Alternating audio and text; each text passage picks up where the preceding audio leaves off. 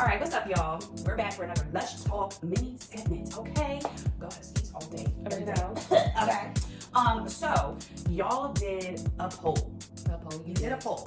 And y'all voted for the top 2 liquors that you wanted us to find recipes for, or for you to rather recommend recipes to us. So this is the first of those particular winners.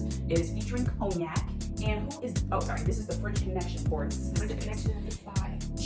Thanks to my cousin, Miss Tasha. She recommended the French Connection, and I wanted to give it a try. So that's what we're doing here, okay? As you can see, this is one of the most simplest of recipes, which I like, okay? 2 ingredients, your cognac of choice, in this case, Hindal, okay? And Amaretto, which now I believe that Britt has already tasted the Amaretto on her own, so I feel it's only fair for me. Yeah. Oh my God. Yeah. Why was it so stiff? Okay. Okay, so I'll taste this real quick. Okay, alright. There's that. Okay.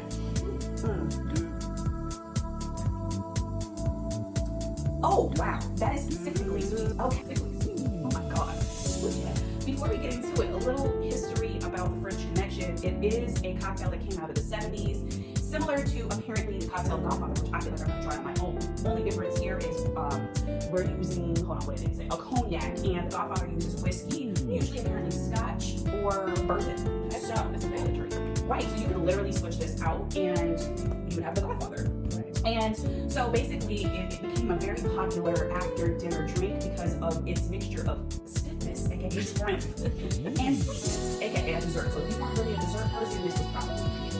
So without further ado, let's get into it. So it's a 1.5 to 1 ratio. So you're doing 1.5 ounces of your cognac. In this case, like The yak.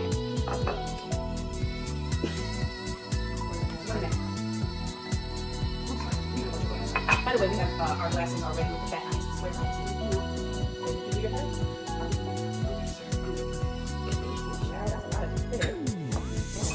I feel like it's definitely about to put some hair on this. How much of this Amaretto we got put in there? 1 ounce.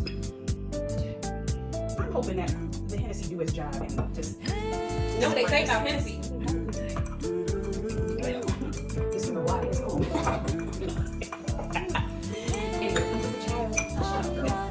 There's a stir. Sorry, I don't need to reach, but I don't want to spill. Okay, we all family over here. We don't need no spillage. Even though I don't like Amaretto, I don't like to waste, okay? Well, looks manly. It does. Look like, I'm about to go a cigar or something. I don't know. Yeah, And my ass was like an ascot. Yeah. Mm-hmm. All right, well, French Connection. French Connection sounds like a mouthful.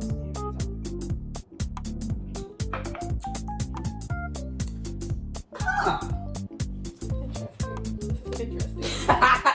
She's rubbing her head, so I can't tell you what that means. So, I'll let you go first. Oh, you're gonna let me go first. Okay, well, hold on. Okay.